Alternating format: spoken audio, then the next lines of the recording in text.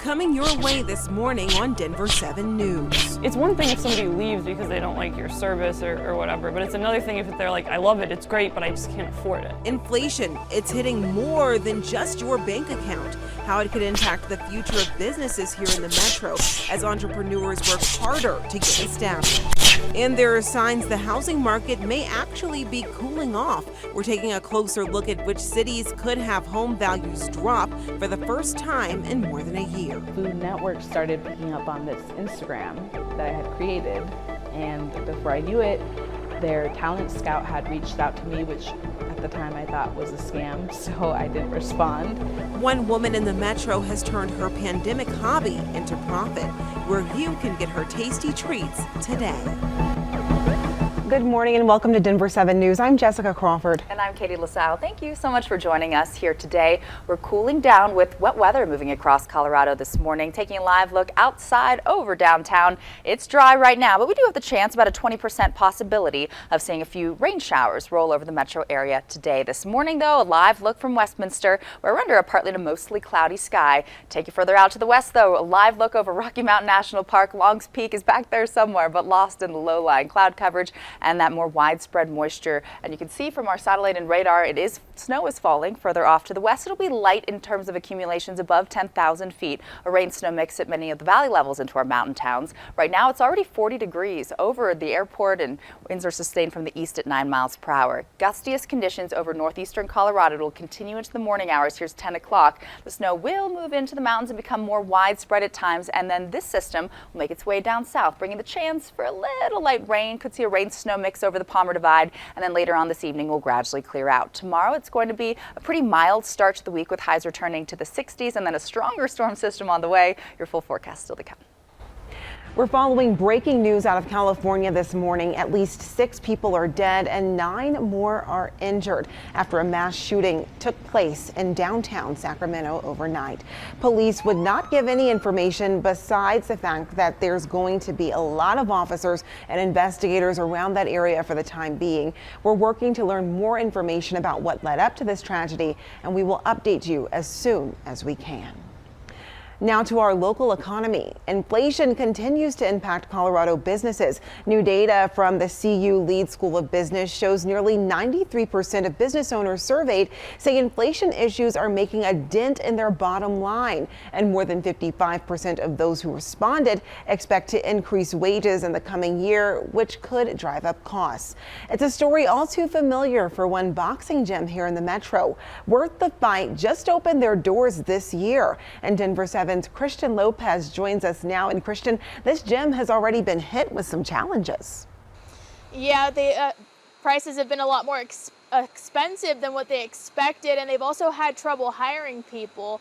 Worth the Fight Boxing just opened a couple of months ago, and co-owner Emily Stork says that she and her wife Gladys have had to get creative when it comes to advertisement because those costs have also gone up as well. So they actually held around 40 free events before they opened their doors so that they could get some pre-sales. But even as they get people to sign up, not everyone is able to stay.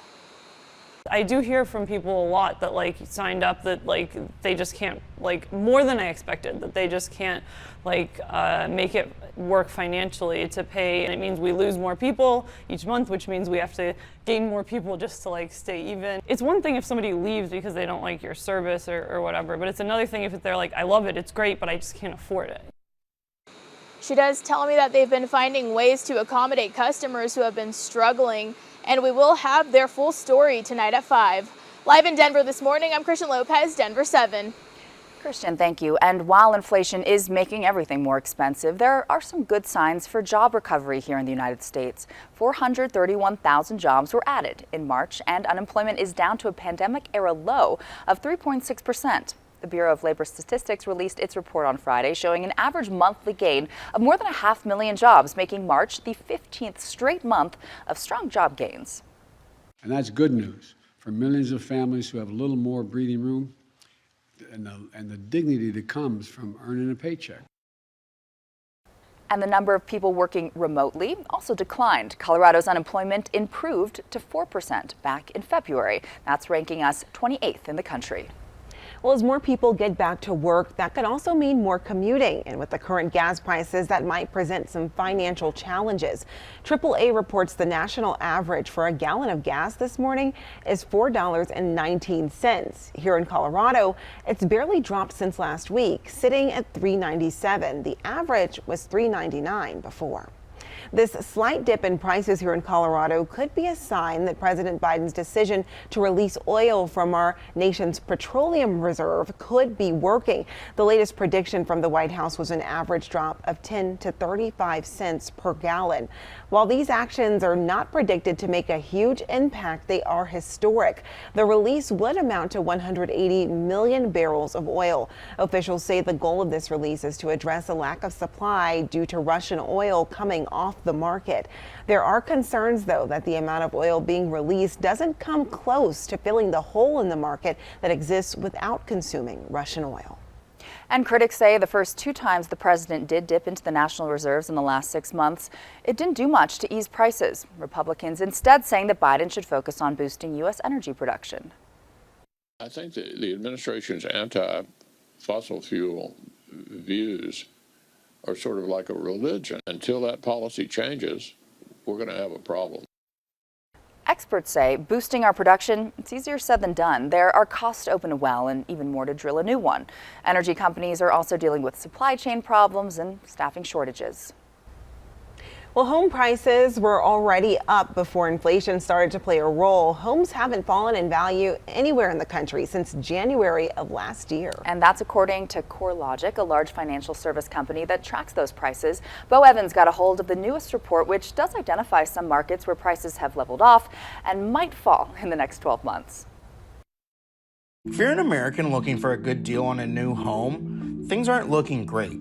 Currently, there are no markets where home prices are declining. This is Selma Hepp. She's the deputy chief economist with CoreLogic. They analyze housing prices across the U.S. They identified 13 markets where prices have a greater than 50% chance of falling over the next 12 months. 4 on the West Coast, 2 in Arizona, 4 in the Northeast, and 3 in Michigan. We look at a number of characteristics. One is, income change, employment change or expected change. There is debt to income ratio. There is new construction, percent of distressed sales, income growth. Kalamazoo, Michigan is one of those markets. So I came out to see what it is about this market that we can all learn from. It's been a hot market here. So houses have been flying off the market in a couple of days, and it's been really low inventory. At any given time, we don't have a lot of houses on the market, so buyers are really having to compete with each other. Ashley Sales is a real estate agent in Kalamazoo. Right now, she says the market is hot, but the report indicates a change. We still have a really low inventory. We still don't have a lot of houses on the market, and even with interest rates rising a little bit right now, it doesn't solve our inventory problem. I asked Selma to look at Kalamazoo specifically.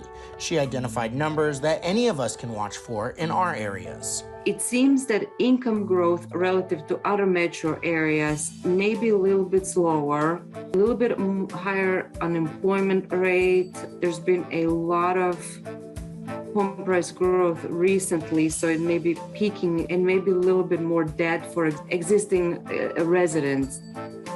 So Selma's point is Kalamazoo and these other 12 markets are at a higher risk of housing price decline than anywhere else in the country. I'm Bo Evans reporting. Still to come, Denver Fashion Week starts today. We're hearing from the show's producer about how the longest fashion program in Denver came to be before all the fun events start.